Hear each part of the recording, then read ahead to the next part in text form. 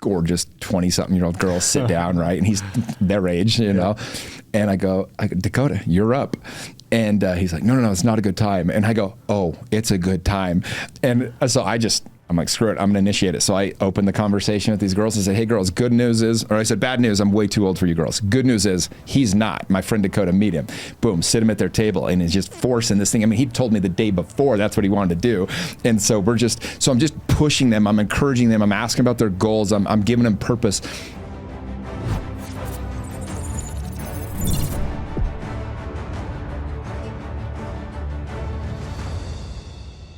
Jimmy, good to be here, man. Good to see you. Thanks for having me on, brother. One of the things I've always respected about you, Jimmy, I've known you for about 15 years, is your ability to get things done. I've always been so impressed with, like, you have the same amount of hours in a day that I do or anybody else does, but seemingly are able to get way more done. How do you do that? There's a couple things. My buddies always joke, they're like, how the hell does Jimmy get 36 hours? We all get 24. So they kind of say the same thing. But, you know, there's an old saying, if you want to get something done, give it to the busiest person you know. There's just an art to getting shit done.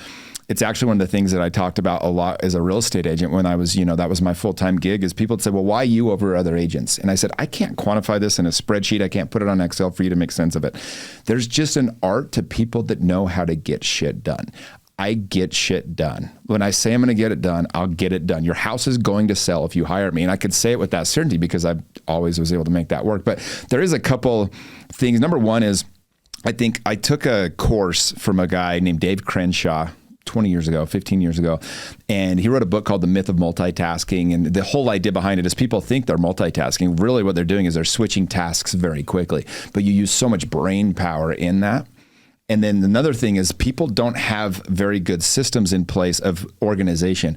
And so he taught me to minimize the number of places where I would go to do things. So I have one email and all that is in there. And then he said, you have to have a second point is you get one place in your house where you always put stuff that needs to get done.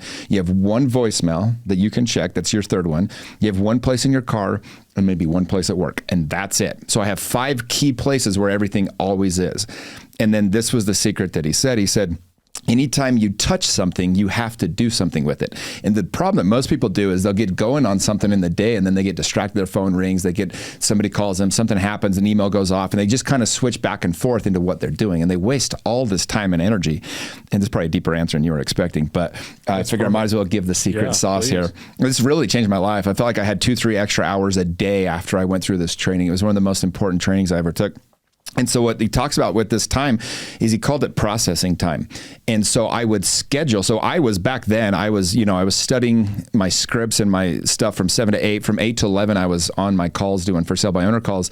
And so he would call it processing time. And what it was is you schedule a half hour, an hour, whatever you kind of need, and you schedule it twice a day. And so instead of going to my email and all day long just answering emails or voicemails or whatever, answering my phone, I let every call go to voicemail. I'd let all my emails stack up, my texts, my DMs, whatever it was. And then during my processing time, so at 11, I'd start processing time. Well, 3/4 of the people that had called and left a message, I no longer needed to worry about it. But he has a rule. If you touch something, you have to do something with it. So number one, if you can do it in 2 minutes or less, you do it right then in processing time. If you can't do it in 2 minutes or less, then you have to, the second thing is you can delegate it. So you immediately just forward it to somebody that can get it done for you, an assistant or whoever it might be. Or the third thing is you have to schedule it. So if you can't take care of it in 5 minutes or less, couple minutes, you have to schedule when you're going to do it. Then you don't waste all this computing power that your brain has trying to think about this thing all day long. It's not in your periphery. You're not worrying about it. And so the key to processing time was it allowed me to truly just be dialed in. I mean, focused time, I'm sure there's studies on this, but if you have focused time that you're working on something versus half-assing it or kind of going back and forth, half in, half out. I think about it with sales. When you're dialed in on a phone call or a door-to-door, whatever you're doing, your ability to close out is going to be 100 times if you're just kind of not really there. It's why one of the reasons why you have to have your life in order, which is another secret to getting stuff done, is when you're in integrity, your life's in order. If I have something that's wrong or something that's off, I have to try to fix it all the time. And so if I screw somebody over, or I say something I shouldn't have said, or whatever I've done, if somebody feels even that way, even if I didn't, I have to fix it immediately. And so I'll go and I'll apologize. I'll try to make amends, and I do it immediately. And it's happened a lot less the last several years. But when I was in my 20s, I ran over a lot of people just trying to build fast. But I always that part of me would kick in where I felt off about it. And so I'd immediately go try to fix it. And sometimes people accepted it, sometimes they didn't. But at the end of the day, I do that so my mind's clear, my heart's clear, I can focus on what I'm trying to do. And then the other key to the whole thing is, dude, and this is really the secret, and everybody knows this, if anybody that's successful, is I just really had the best people in place to help me. My assistant, Chris, for real estate, I mean, he's been with me now for 17 years. He kind of runs it now. He's brilliant. I mean, he's so good. I give him something to do. I never have to follow up and ask. So many people I work with, or I work around, not with, but work around, like friends and people, they give tasks to their people and then they're following up with them all the time to make sure it got done. Like, you have to know that when you give something to somebody, it's done. I don't have to follow up again. I don't have to worry about it. And so I had him, was kind of my secret weapon. And then I have Tyler Bennett, who runs all my investing side. And he kind of runs all my real estate deals. Now, that's when I turned it over last April to him. And so he's able to take all this stuff that he does. And dude, he sold 400 homes last year. Like, I give him a referral. It's done. I don't have to worry about it. It's done. And, you know, if something hits my desk at this point, like, shit went really wrong. And so I have that also with my coaching program, We Are the They. I got this guy, Brett. He's brilliant and he's amazing. And I give him stuff and it'll come back. Here's where it gets fun, is they'll bring it back to me. And it's so much better than I would have done it. And I'm like, God, these guys are brilliant. And I just love it. And so all the people I have in my life on all parts are very skilled. And the way I've acquired them is I've always paid more than everybody else, honestly. And then I, really give them purpose. And they can see that this is more to me than just a job or a business. And so anyway, that's kind of my secret to being very successful. How's that? I need to take a deep breath. That was a lot to take in. Yeah, you're not messing around. Yeah, I mean, there's actually a formula to getting a lot of shit done, it turns out, I love it. I think one of the hardest things about not only finding the best people or developing the best people, but retaining the best people. And you used a word that I thought was great, which is purpose. Mm-hmm. What do you mean by help these people get purpose when they're working for you or with you? Yeah, well, I'm going to give you an example. The guy, Brett, I was telling you about, we're running We Are the They. I mean, he's been offered a lot more. I pay him well, but like, he's been offered almost double for people or to do side jobs and these other things. And it's no. I mean, he sees the effect we're having on these men's lives. My men's coaching program I got about 300 guys in it now, 150 women, and he's seeing the effect his wife is having by being part of the women's group. He personally has had breakthroughs and being able to work through trauma and things that has saved his marriage, has saved his family, that's just gives him so much pride in being able to be a part of this and do it with other people. I mean, nobody could take him away from me. He wouldn't there's not an offer I don't think he'd take. It'd have to be the most ridiculous financial offer ever. And then I would tell him, I was like, yeah, you need to go do it. But at the end of the day, he just loves the mission. He loves what we're doing. He loves the purpose it gives. He can see daily the effects it has on these men's lives. And so he's lit up, and I don't ever have to question if he's working or how hard. I know he's putting in more time than anybody else would, because he's doing it for these men. He's doing it for the purpose as opposed to just a paycheck or, even just a quality of job. I mean, it's really more about what it is we're doing. How do you find that same purpose, for example, in the real estate company? Well, I'll give you an example with the podcast studio. So Dakota, who you've met, he runs the studio here. He came to me a year and a half ago, wanted to be hired up, and I started basically just pouring into him advice and things that he's 25 when he started working for me. And I just started pouring into him every day when I'm around him. I just kind of give him a little bit of just stories, and I'm talking to him about things I've learned and stuff like that. And he's a brilliant student. And so he's always taken this in and he'll apply. And then I'll ask him questions. I said, hey man, 6 months from now, your life's not going to be any different if you don't decide today what you want it to be different, what you want to be different about it. I said, so what's something you're not currently doing that you want to be doing 6 months from now that's going to make the difference in your life? And we did this last April, I remember.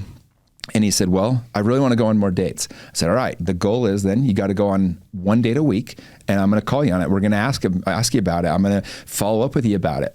And then, we'd be out to lunch. I remember one time we were out at dinner and with a group of us, and, these two gorgeous 20-something-year-old girls sit down, right? And he's their age, know.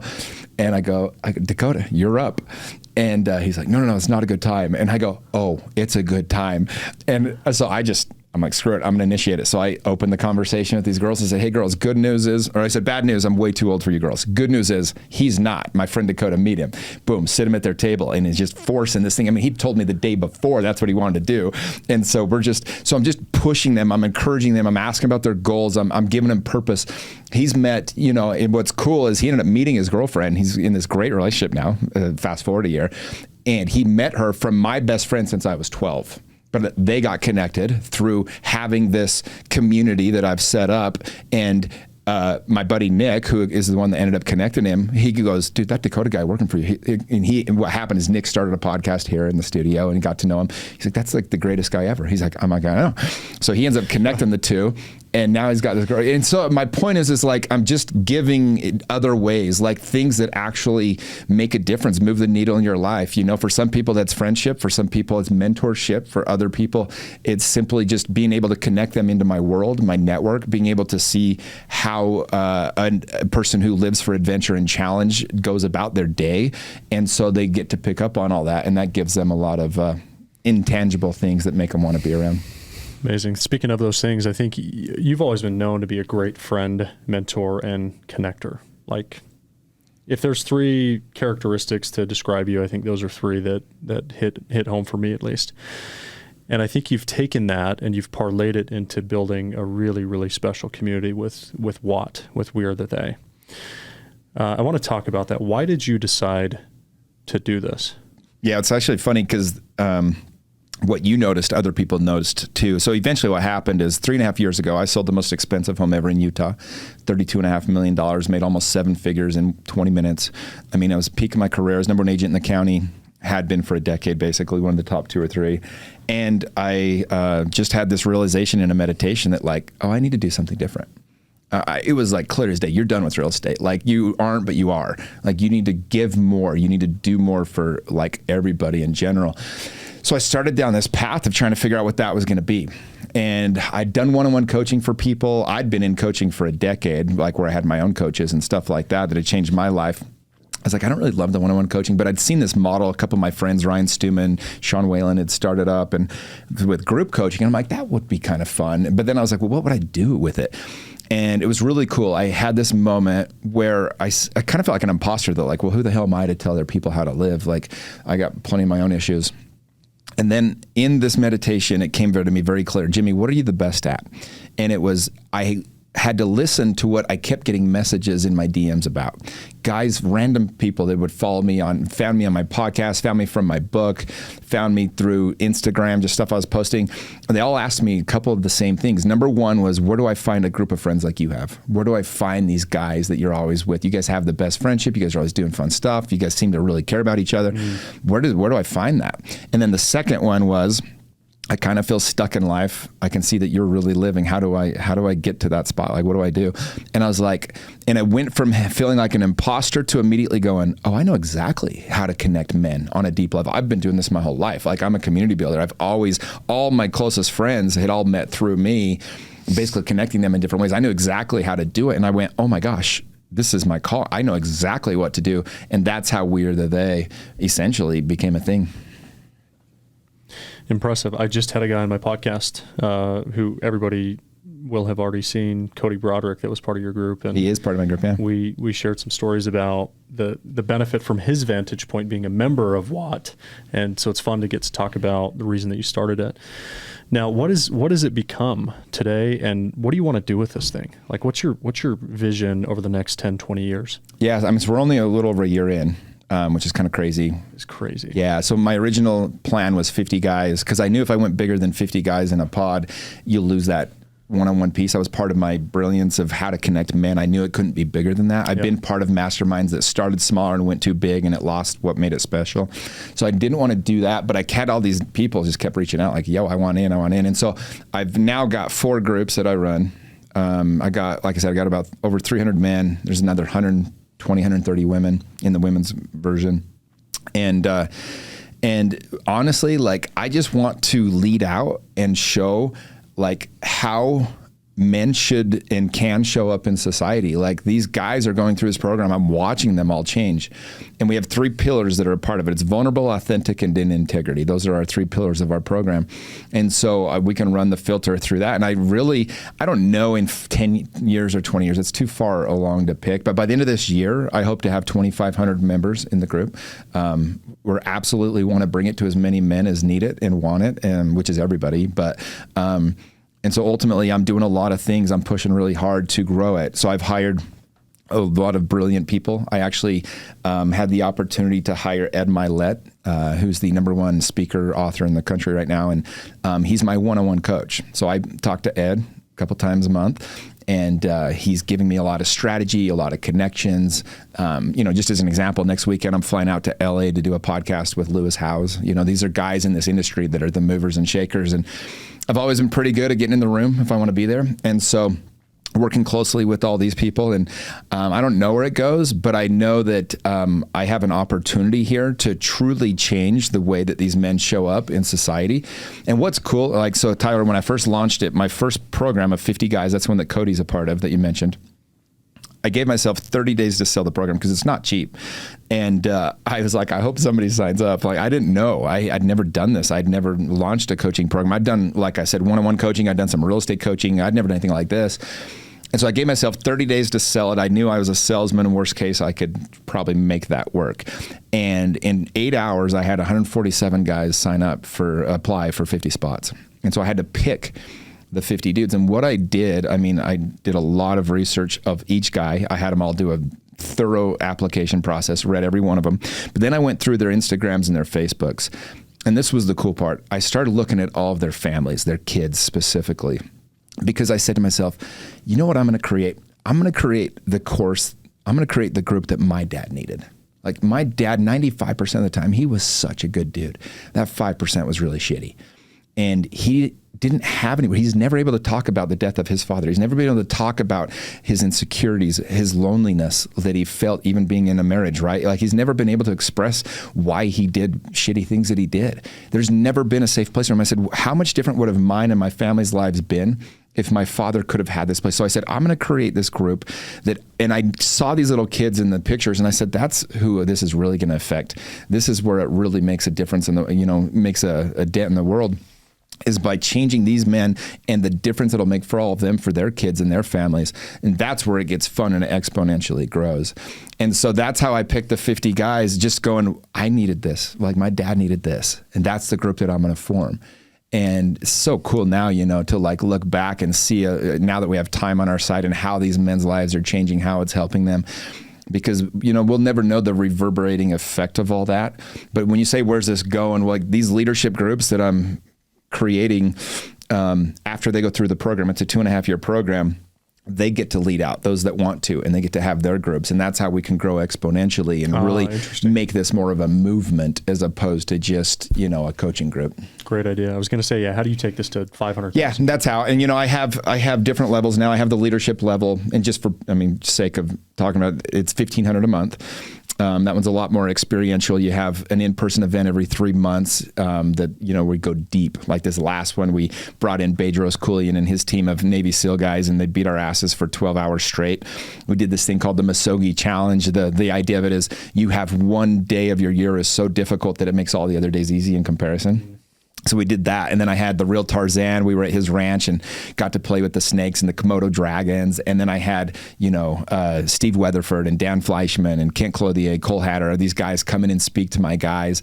It's crazy what we're able to, and again, I'm an event thrower. This is what I've done for my whole life. That was all one event? That was all one event. And we did other stuff too. We did hot air balloon rides over Temecula wine country. No, I'm telling you, my events they're next. Nothing compares to it, dude. I love being able to brag about my program, and I'll pitch the hell out of it because I've been a part of all of them. There's nothing dollar for dollar even close to what mine is. Wow. And so these guys get to have these experiences, learn from all these best people. And and so that's why after 2.5 years, I'm very confident those that want to can lead out and do things. But then I created another part, of those 147 original people that applied, there was probably 40 that probably ultimately wouldn't have been able to afford it even if I'd have picked them. And so I wanted to have a program that I could grow exponentially. I didn't have to cap, but I can do other things. And so that's the tribe. That's what I'm focused on growing now. That one's $397 a month. And that's the one I want to get to 2,500 members by the end of the year. Yeah. And so we haven't opened that again yet. I'm building it all out. But what I've done inside of that is I take each one of these leaders, they run mini masterminds, 8 to 10 guys in each one. Once a month, they get together. They spend 2 hours talking about an issue that each of them is dealing with, either personal or business. And then the group as a whole helps each other. They have modules each week released as part of the program. They have a weekly call that we all get on every week. I get a different person on that call that's just a badass, or I teach something. And then they have the women's program, their wife or girlfriend. If they're in the program, their wife or girlfriend gets to join it for free. So I'm just pouring in, man, like value. And then I have these cool adventure trips that are part of it too. And so I just took 40 guys to Iceland a couple months ago. In July, I'm taking 70 dudes to run with the bulls in Spain. We're just doing everything that you can. Man. Yeah, man. So anyway, I could talk about it all day. But what are some of the commonalities of the men that join your group? And, I think there's probably a lot of people listening going, yeah, I get that and I feel that and I'm that and I want that, right? So like, what are you saying is common? I think the only thing that they all have in common is they all want more for themselves. I got 2 guys in my group that are worth 9 figures. I got guys in the group that have to work for me to be able to afford to be there. Everything in between, right? I got guys, a lot of entrepreneurs, a lot of people that, because they have that adventurous spirit about them, and I think a lot of people that are, honestly, like if I could pick one word to describe my group, probably father, honestly, like the best dads, dude. These are guys that care. They want the best for their kids. They want community. They want to be able to give back. And then every one of them has their own issues, right? For some of them, it's, a lot of guys had to come into integrity, have tough conversations with their wives. A lot of guys are just, honestly, did you know that there was this huge survey they did of over 150,000 men, and over 50% of men don't have one best friend that they can talk to? Like when they're going through shit, not 50% don't have a single guy they feel like they could reach out to. So what I've tried to do with this group, I was talking to one of the guys, he called me last night because his wife's at the women's event right now, and he was just so grateful. She's having the time of her life. And he said, Jimmy, he said, if I would have died 1.5 years ago, I'd have had maybe 2, maybe 3 friends at my funeral. He goes, if I die tomorrow, I'll have 53 friends at the funeral. He goes, I'll have all 50 of those guys. I don't doubt for a second one of them wouldn't be there. Every one of them. He goes, plus my 3 buddies I already had. And he goes, it's like, I think we all want community. We all want friendship. We all want people that make us feel safe and seen and all those things. And so I think that's the best thing that I could say is they all want that community. We all do at our core. I mean, COVID was the ultimate, helped us all realize how much community matters. I mean, suicide rates went through the roof, abuse rates went through the roof. People felt isolated and alone more than ever. And even without COVID, I mean, social media, like we were raised in tribes, we were raised in communities. Even as a kid, I was raised by my community. And what made my life so rich was all the amount of people helping to raise me. It took a village, trust me. And we don't really have that anymore. And so people are gravitating to groups like mine because we have a community. I mean, the guys truly care. Every single day, these guys are going out, they're doing stuff together with their families and hanging out. And, like I got a text from a picture. I didn't even know what was happening. There was 22 guys in a room yesterday. One of the guys in my group is a big time real estate investor, has over 100 properties. He sat down for 2 hours and taught 22 dudes from the tribe how to invest in real estate. Just not trying to get anything from it, not asking for anything, just simply teaching them how to do it. And I got a picture and I was like, what the hell? I didn't even know this was happening. It was like amazing. And those are happening every day. These guys, because people want community. They want organically. Just organically, yeah. And I know it's tonight, I think. Yeah, there's a big group of them. They're all going to the trampoline park with their kids because all the dads are babysitting because all the wives are at the women's retreat. Yeah. So there's like 20 guys are taking their kids to the trampoline park tonight, And I know there's another group getting together tonight that don't have kids that are all going to watch the NCAA March Madness games. And so it's just, there's stuff happening, literally multiple things happening every day within this group. And I think that's what they all have in common is they just want to be part of something bigger than themselves. They want to be part of a community. Unbelievable. I mean, you're not a father. I'm not. So no. like to press you on that, right? Most of these guys are fathers. Yeah. At least a lot of them. Mm-hmm.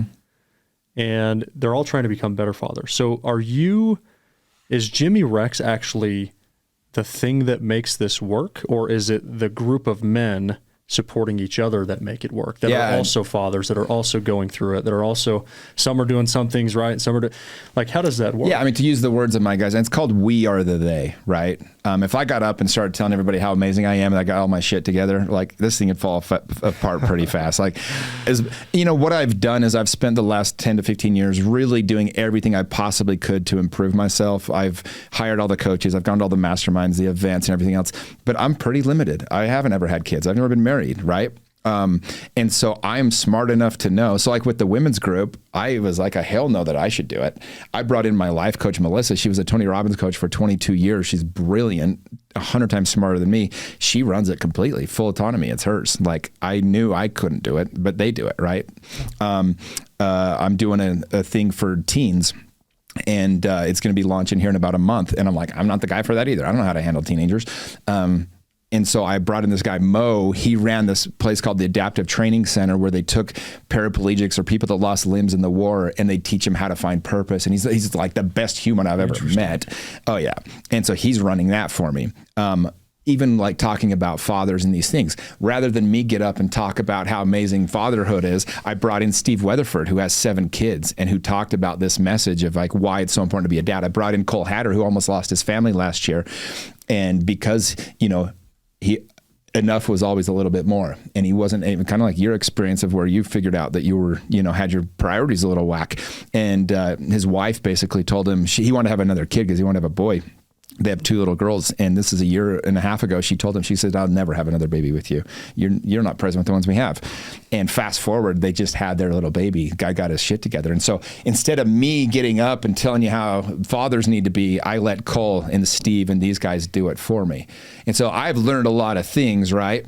But I'm also smart enough to know that there's a million people that are smarter than me. And what's cool now that the group's growing is I have so many amazing guys in the group that I call on them now to teach the tribe members and to help me with that. And I mean, I have 30 to 50 guys in my leadership program that I could call on about a specific topic and they would crush. I mean, these guys are running huge businesses, very successful marriages, some guys that have just been to hell and back, guys that, I mean, Cody, who you referenced, he just sold his company for his huge payout. Like that guy, I have him teach about scaling about a month and a half ago, how to build up a business and how he decided what to do after he sold his business. I had him teach this entire system that he spent years making. He did it in an hour to the tribe. And so That's how I'm able to teach about dads and fathers and things like that.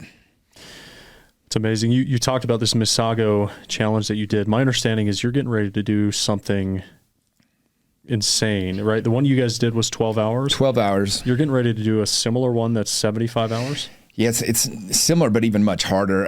So I actually did it last February. It's funny because 5 years ago, I ran a marathon and I didn't train. And I finished in 5 hours and 9 minutes, the New York Marathon. Basically, you have a million people lining the street, and that energy pushed me to the finish line. I didn't walk for a week after, but I was like, so I went into this thing pretty arrogant, honestly. And I'd just gone through the holidays. It was last February. And so I was about 212 weighing in. And not in my best shape, not ready for the season. But I was like, I can power through it. Mental toughness, right? Well, dude, it ended up being like the coldest day of the year. It snowed that night in Vegas, to give you an idea. So it was just freezing in California. And it was pouring rain the whole time. We're in Chino Hills, 36 degrees. I looked at my phone so with the Misogi, about every 2 hours we'd work, like do something really hard physically, and then they'd teach us for an hour. And then we'd do something for an hour, and then they'd teach us for an hour. So you're having these little breaks. Well, dude, the 75-hour, it's called the MDK Project. You don't get many breaks. I was 12 hours in. My knee popped on like a mile 2 because I was fat going in. And I just wasn't prepared. And I was like, oh, shit. And it was funny because I was like, I'll probably be okay, but I'm going to hurt myself here. And dude, 12 hours in, I mean, I'd been literally crawling. Basically they have you do sprints across this construction site. When you can't sprint anymore, they have you bear crawl. When you can't bear crawl anymore, you have to do army crawls. And there's like shards of cement. I got cut like 200 times and it's pouring rain, 36 degrees. And then they put us in the classroom for an hour and they had us put our dry clothes on. And dude, it was like in a warehouse. It's not like you're getting warmer, but my hand was so cold I couldn't hold the pen. And I was laughing. I'm like, this is so much harder than I expected. And I mean, before that, we ran 3-mile hike up in Chino Hills, up and down hills. And before that, we had to do the hour PT test, which consisted of, we had to do under an hour. It was a mile run, 100 push-ups, 100 squat thrusts, and 100 crawl outs, and then another mile. And that was the easiest hour of the day, dude. And so anyway, we're in the classroom, my hand's frozen. And then he goes, good news, it's pouring rain again. Everyone go put your wet clothes back on. We're going back to the pit. I'm like, you've got to be kidding me. I thought they were joking, dude.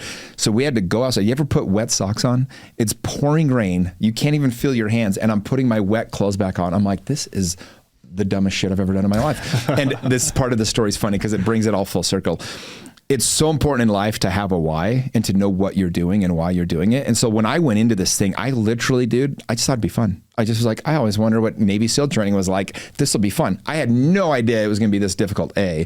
B, without a bigger why and not being prepared going into it, I was screwed. So Bedros had us all stand up. They start with 40 guys. By the way, I quit at the 12-hour mark just to save you the drama here. I was done. My knee, the whole thing. I was like, I'm going to hurt myself. But the first guy stands up and Bedros is like, why are you here? And the guy's like, well, you know, my wife's been cheating on me and I need to be a man again. I'm like, oh shit. And the next guy stands up. He's like, I was in prison for 8 years. My kids don't talk to me. I want to show them that I'm a man again. I'm like, wow. Next guy stands up. He goes, well, I've been cheating on my spouse a couple times now. And she told me this is my only chance to get my shit together or she's leaving me. Then I get up and he's like, Jimmy, why are you here? And I go, I just thought it would be fun. And the other instructor Everyone's goes, like, he literally goes, you having fun yet? And I was like, not really.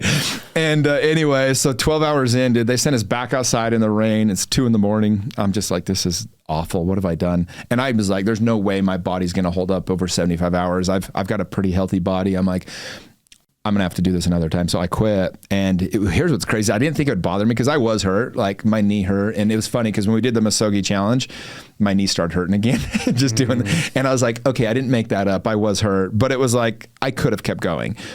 And it's bothered me every day since. And so part of me doing the Musogi challenge with my guys was I wanted to test myself again to get ready for by the way, I would never do it in the winter again. The cold was by far the worst part. Like I couldn't, I would have to be trying to save somebody's life to be that cold for that long again. I was truly miserable. I think that's why you should do it in the winter again. No. I just need to finish it because I wouldn't do it. It was so cold. I honest to God, don't even know if I'm mentally tough enough to do it at 41. I swear to God, it was so cold.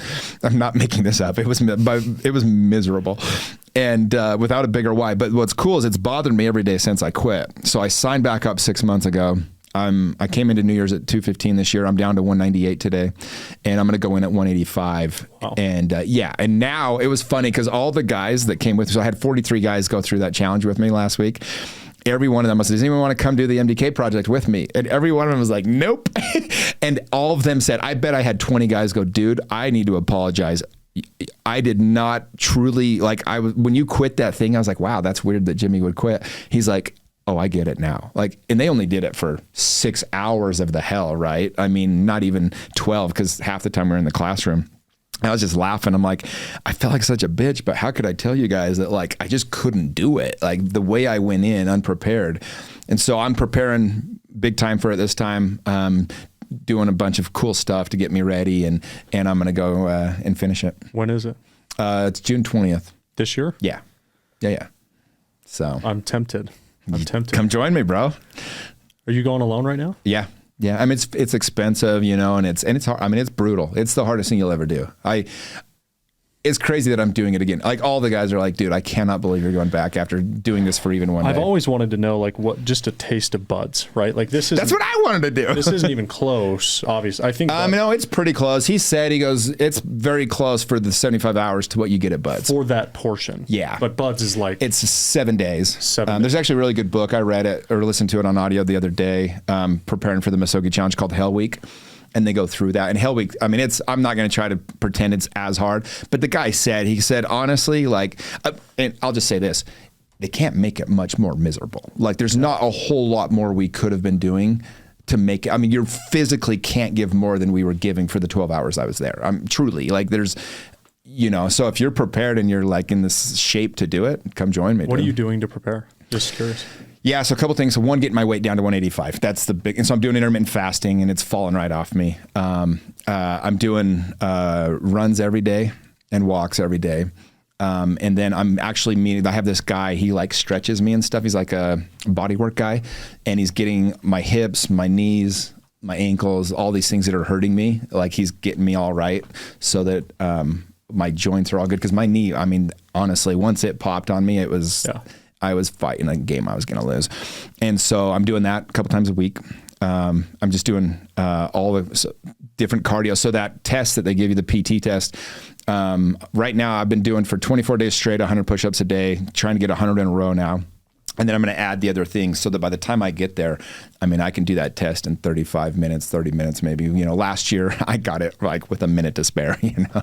So yeah, I'm just preparing myself physically. Mentally, I don't feel like I'll have a problem. I mean, I'm a pretty mentally strong guy. Without the cold, I mean, they'll make you cold for an hour. Like you go sit in the ocean and things like that, getting hammered by the waves.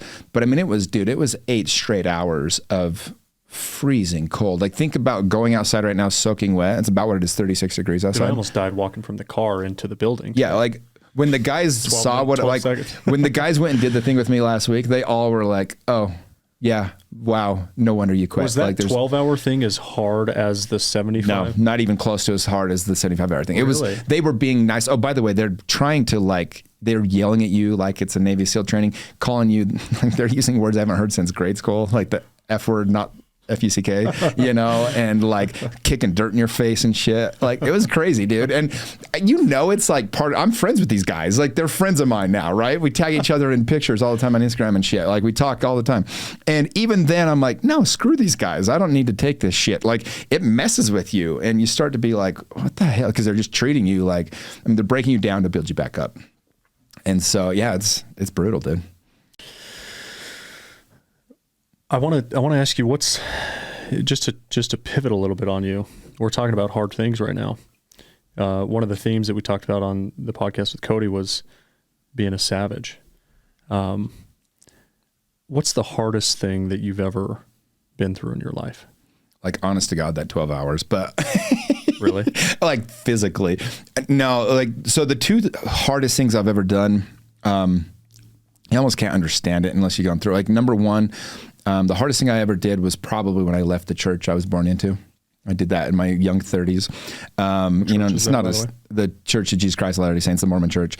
And I don't need to go into the whole story, but I mean, your whole life is planned out for you, where you're from, why you're here, where you're going, what's right, what's wrong. My whole family was very active, you know, and I mean, there's some deep wiring. The penalty for leaving is so great. And I mean, it wasn't a social thing for me. I was a virgin into my 30s. I had my first drink of alcohol at 34 years after I'd left the church. Like I truly lived it because I thought it was God's plan of happiness for me. And when things felt off, I just had to, I went first out of all my friends, my family, everybody. I had to, the courage it took to even crack that door open even a little bit and go, maybe I need to explore this.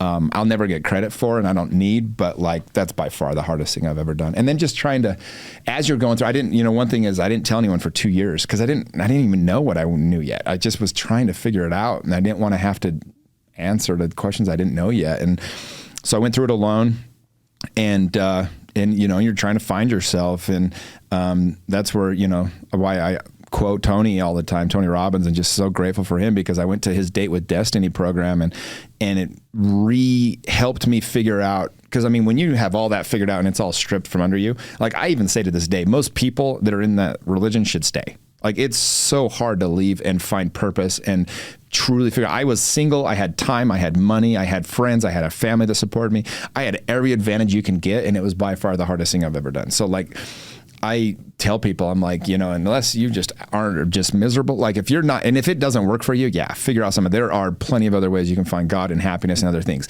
But if it's working, keep doing it. Like that's my advice to people. That being said, when I lost all that, I had about a 4-month period where you're like, well, what's my life all about? What's my purpose? Why am I even here?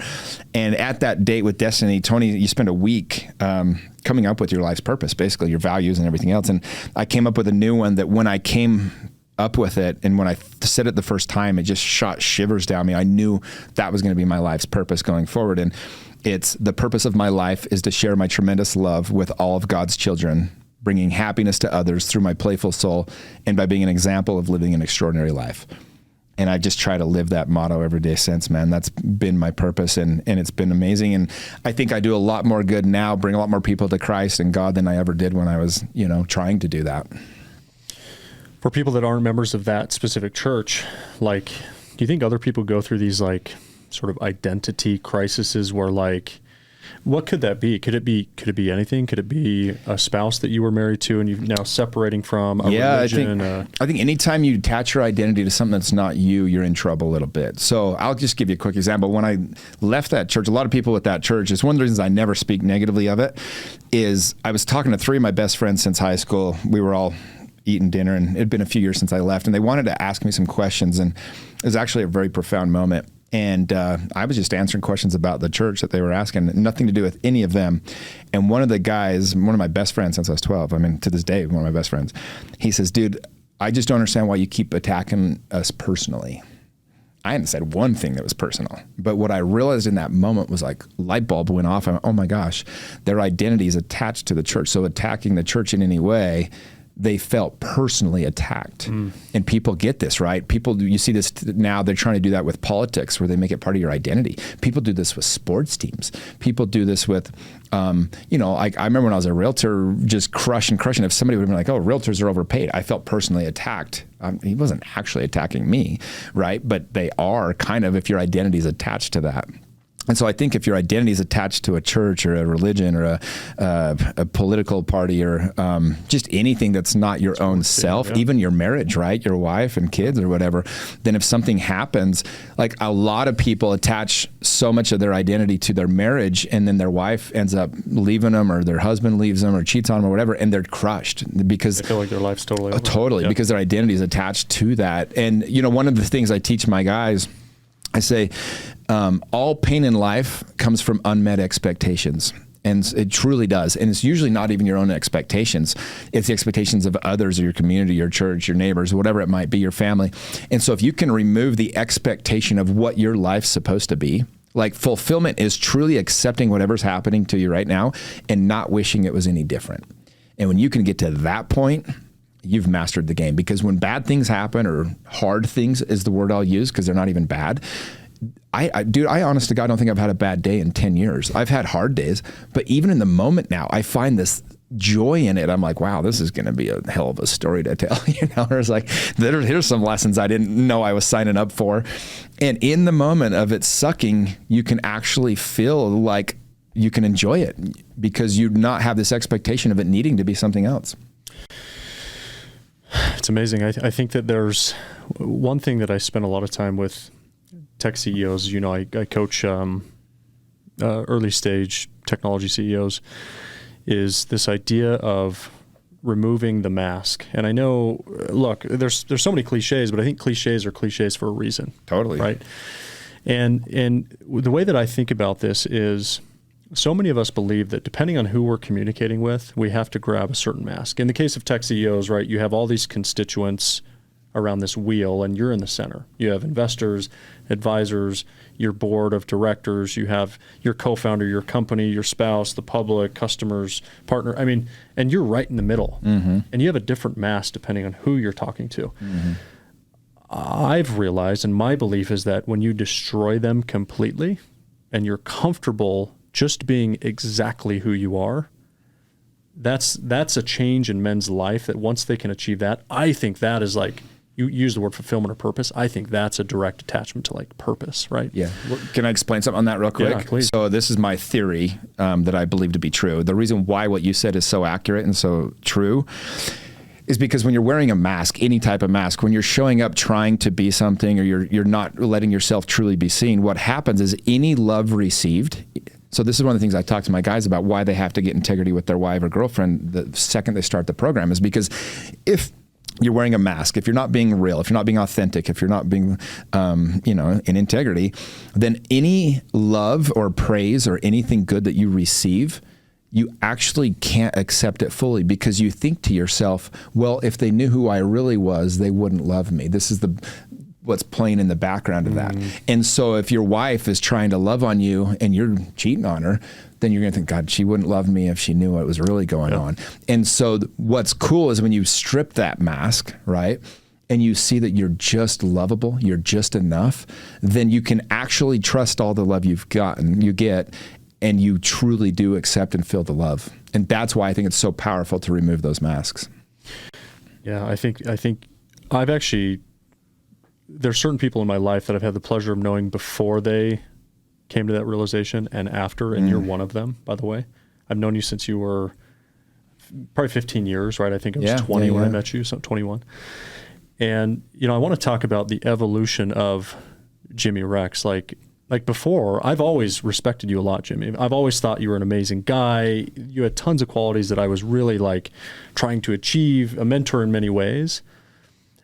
But there was always something early on in our relationship where I was like, is Jimmy being fully authentic? Is he totally being himself, or is he putting on a little mask when he's doing this thing? I totally was, yeah, and I can explain it too. So I want to know, like, let's talk about the evolution of Jimmy Rex being able to like get to the point where all the masks were off, your guard was totally down, and you were willing to be your true self. Yeah, and and for me, so there was a very profound day in my life, December 7th, 2018. It's tattooed on my finger.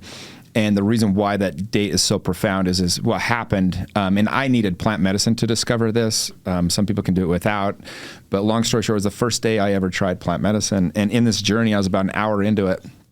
And by the way, like, I had been living a life that was very extravagant. I was the #1 realtor. I was always showing my shit everywhere. I was posting. I mean, I remember it got so bad. I remember one time I had a crush on this girl, and I went to a BYU football game during the day on a date with a different girl.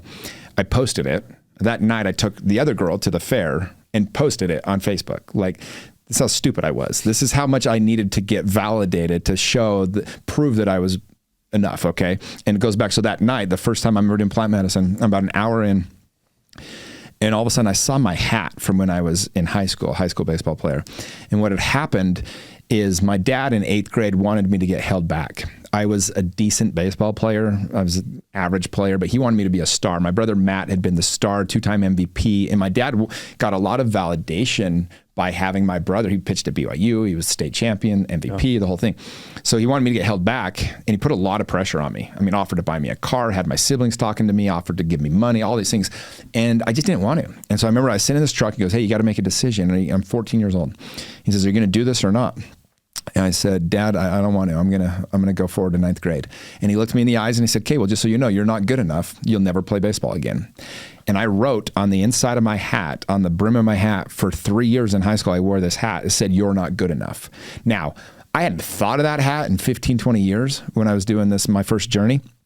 But I saw it, and because of my work I've done, I know the power of affirmations, the power of words. We put spells on ourselves, all these things. I'm like, oh my gosh, what have I done? Like, I literally beat that into my head for 3 years straight. You're not good enough. That's what it said.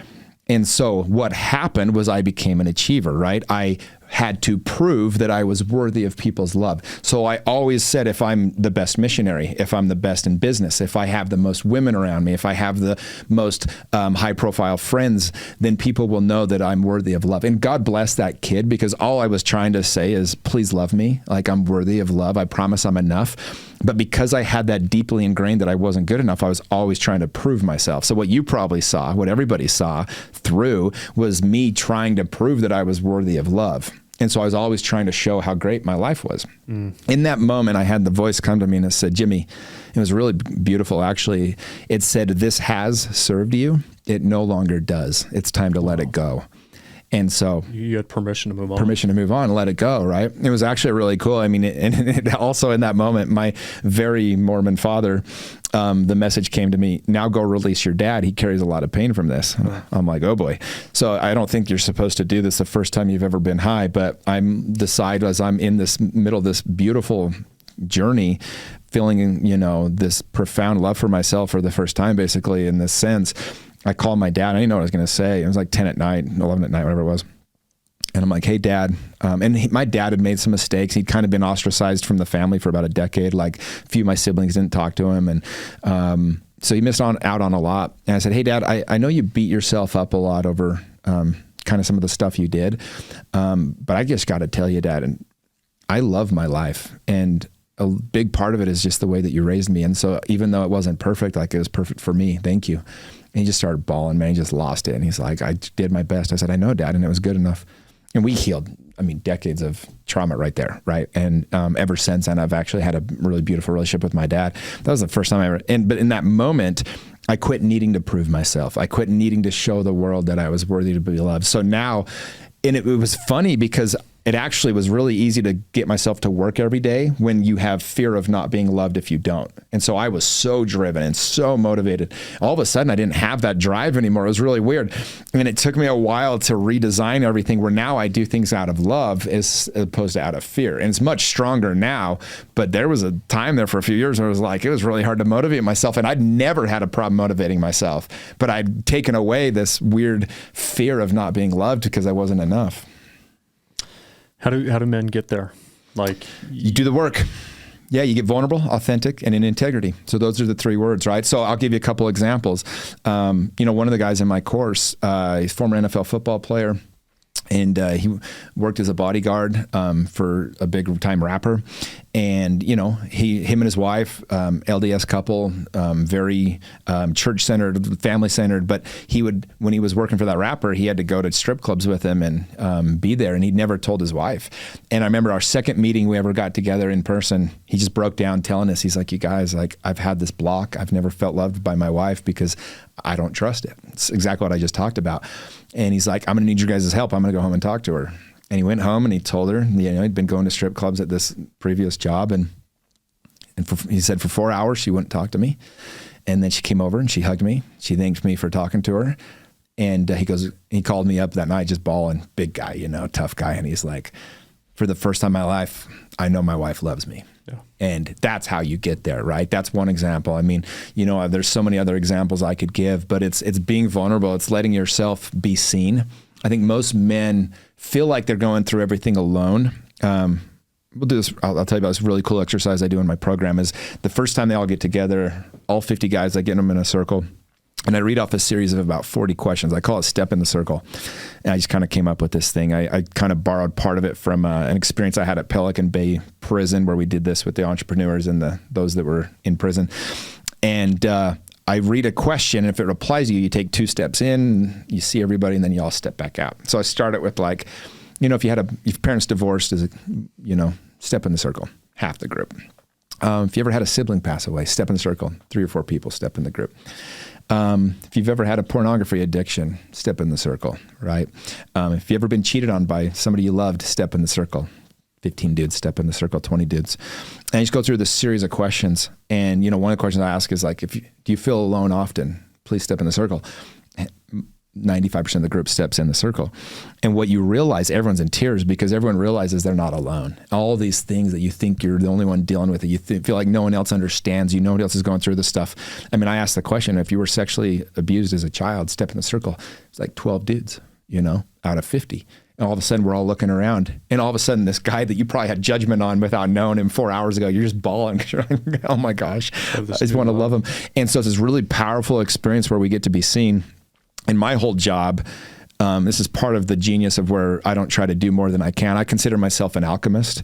I just find the best parts and pieces of trainings and teachings and people. I put them all in and I let the magic kind of occur, right? Like I'm kind of the alchemist of it all, but the magic is in the group. It's in the people. It's in them doing it with each other. And so that vulnerability just shines. And every man goes home from that event a changed man forever. And you never feel like you're alone again.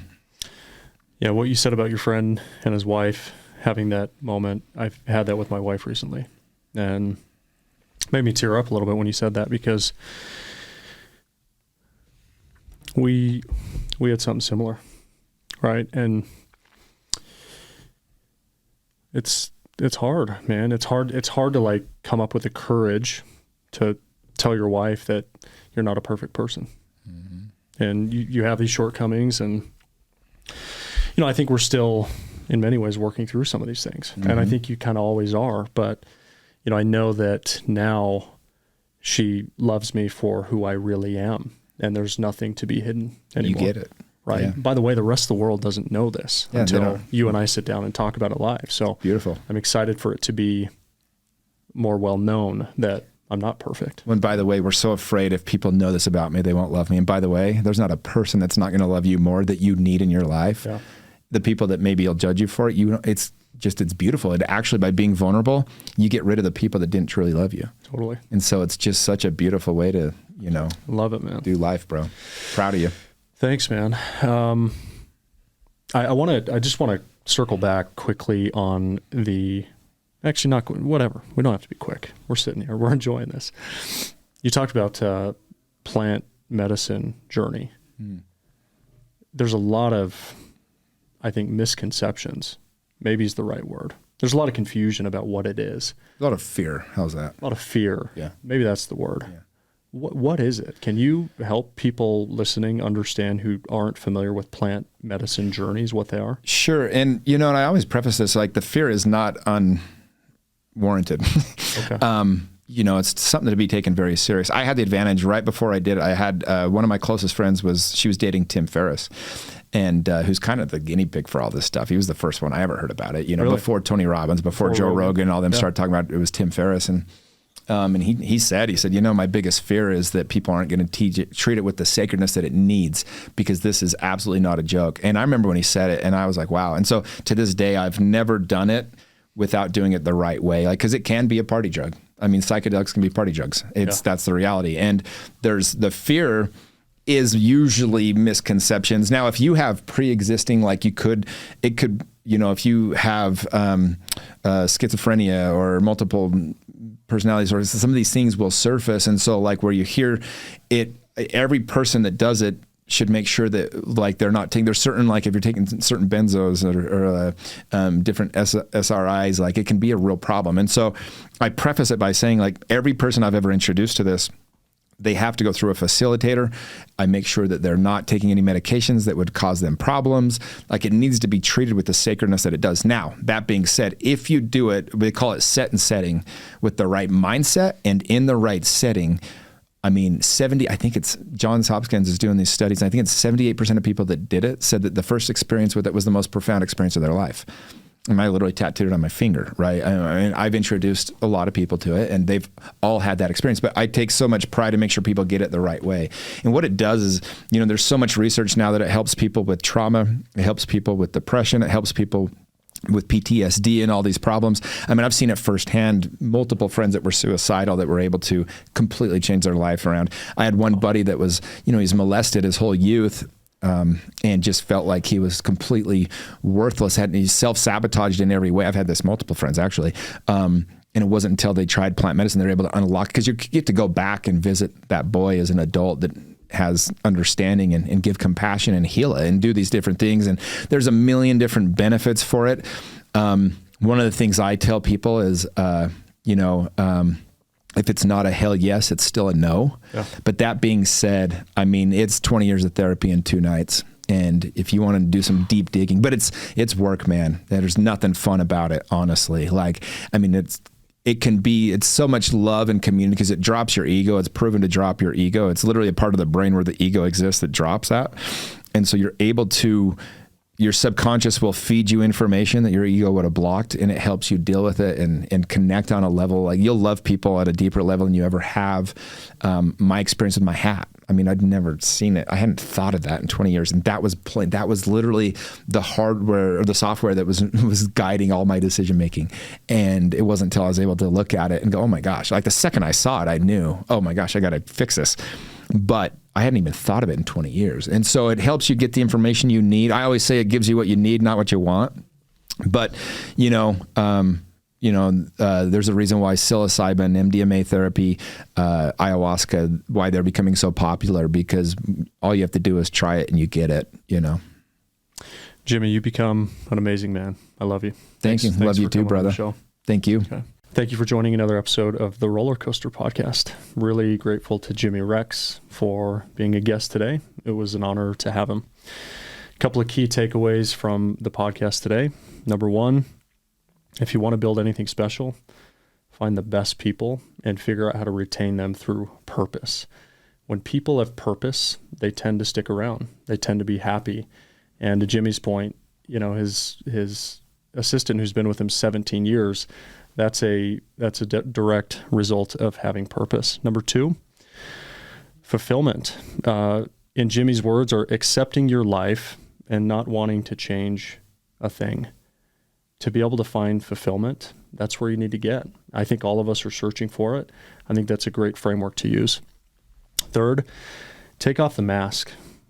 Any love received can't be accepted fully when we're not our true selves, when we have the mask on. And so find a way to take it off, to be vulnerable, to be transparent with those you love, and you'll be amazed at how deep your relationships will go. And last, when you have the mask off, creates vulnerability and authentic and integrity. I think these were the 3 words that Jimmy uses. And this is the way to find, I think, ultimate purpose in life. And so thank you for joining another episode of the Roller Coaster Podcast. Please like and subscribe, and we'll see you on the next one.